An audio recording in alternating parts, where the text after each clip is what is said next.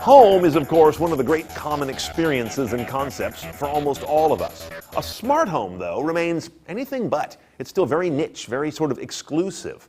A lot of folks are still entirely content walking over to the wall, flipping a switch, or having a thermostat that learns absolutely nothing.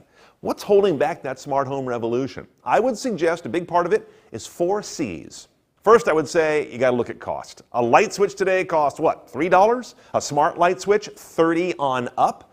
Same thing goes for irrigation controllers, smart thermostats, connected light bulbs. Consumers are not seeing that much of a multiple of benefit to match the multiple of price increase. Then there's complexity. We're all born, basically, knowing how to operate the traditional home. I mean, little kids can figure out how to do it with barely any instruction. Real simple, real obvious.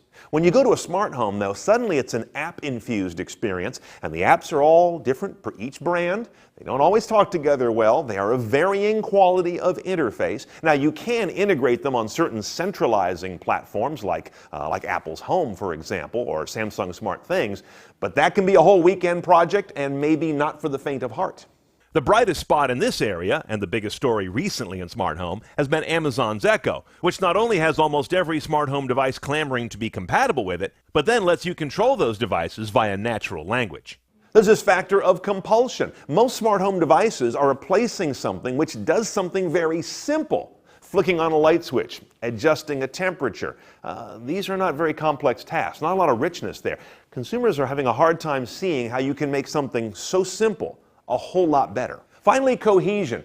The smart home, I believe, really leaves the ground when it becomes a smart thing in and of itself.